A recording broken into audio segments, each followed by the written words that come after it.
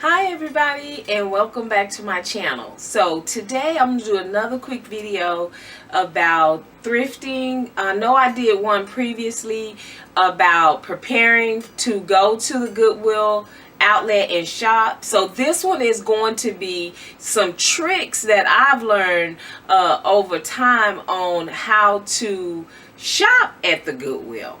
Okay, so let's get started. So I'm going to be looking down because I did take a few notes to share with you guys. So I want to kind of explain to you all how the Goodwill outlet actually works. So what happens is they have merchandise that people donate. Of course, I'm sure you all are aware of that. And so they'll send it to the store. So it has a cycle that it go through at the store, and it's a color cycle. So each cycle, each color, every week the stores have a color on sale, and it may be, depending on what state you're in, it may be 99 cents, or I think Sundays for us is 99 cents, and then on any other day for that color is half price.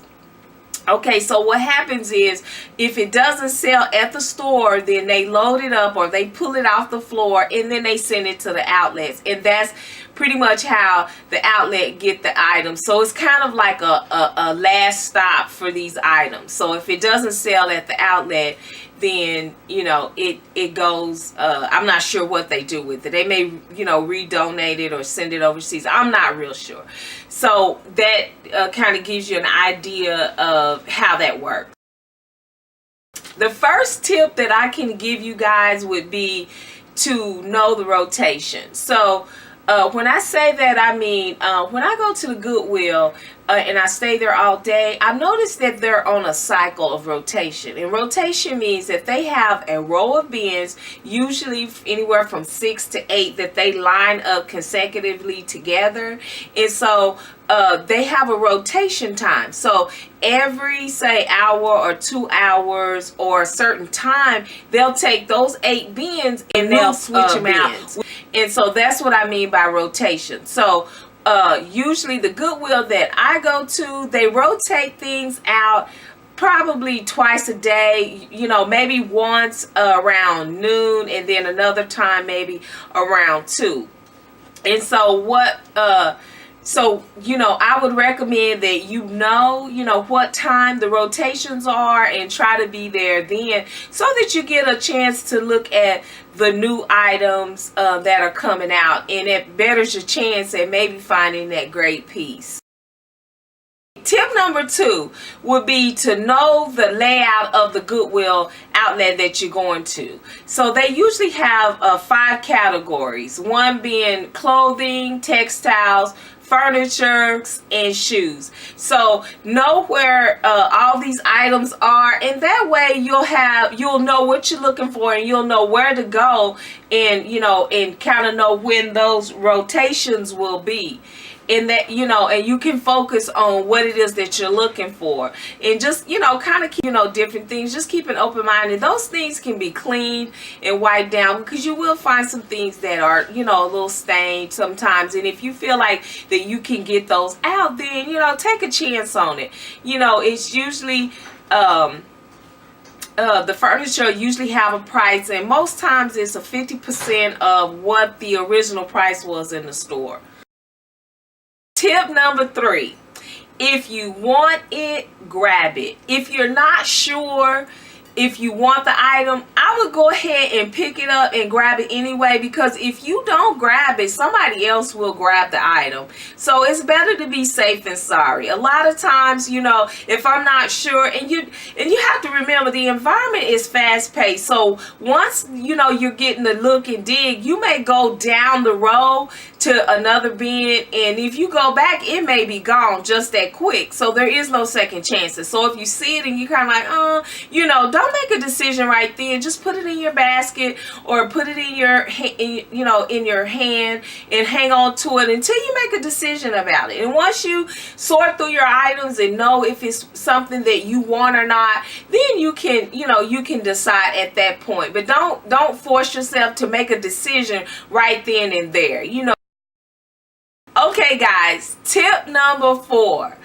So once you get your items, a lot of people do what that I share with you on tip number 3. That is, grab, if you see it, grab it. So because they do this, tip number 4 comes in very, very handy. Okay, so tip number 4, people are going to discard items. You're going to discard the items that you don't want. They're going to discard the items that they don't want. And so my tip to you for number 4 would be, know where people are most likely to discard those items. What I found most times is closest to the register. If they're sorting by the register, you know, that's where they're going to discard it. But, you know, if I were you and it was me, I would just take a look, you know, a second look or a third look towards the end of the day or when you're getting ready to leave, because somebody might discard something that you really think is great. I mean, because when you go, you're looking for different things, they're looking for things, and so you guys could be looking for 2 different things. So the items that they discard, you may love and you may want, and it may be a treasure to you. So just remember, just take that last look. You never know, it could be that treasure that you know that you're looking for. Okay guys, tip number 5, and I had to learn this tip the hard way. Cover your basket. Okay, people, I don't do this, and I don't recommend you do it. In fact, I know I don't have to tell my subscribers, because I know you guys would never do this. But don't take stuff out of other people's basket, and other people shouldn't take stuff out of your basket. So that's what I mean by cover your stuff. What I do when I go in is I find the dingiest, dirtiest thing that nobody would want to touch, with my gloves on, of course, guys, and I put it over my basket. In that way, and you cover it completely up, you know, from the sides over the top, so that way people can look at your basket and kind of see and pick out things that they want in your basket, because believe it or not, some people do.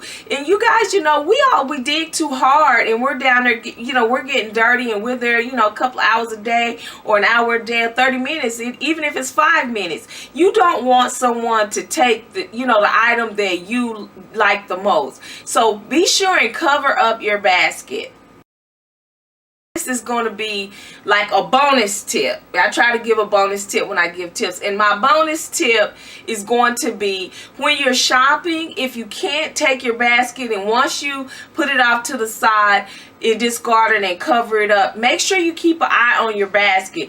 But make sure that you find like a recycle bag or some other type of bag that you can carry on your arm. And so as you're looking for these things, put those things inside that bag. And so that gives you a chance to make sure that the things that you get, because you know, sometimes when I first started going, I would grab all these things and stuff would fall out of my arms and stuff like that. You don't want that to happen. You don't want to dig all day, be there all day, and then only to have it fall out your hands or something like that. So just get you a bag, put it on your arm, and put those items inside that bag, and then you can take them to your cart. But you make sure that you keep an eye on your cart. I always keep an eye on my cart.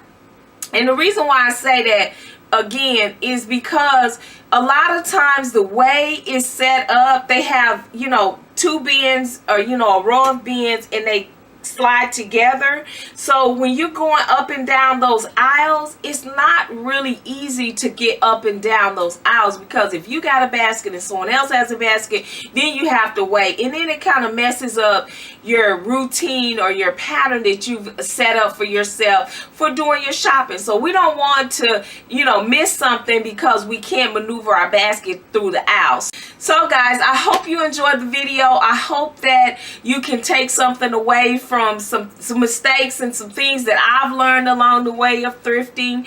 And so with that being said, just remember that individuality is empowerment, and that's what makes you and me fabulous. Bye.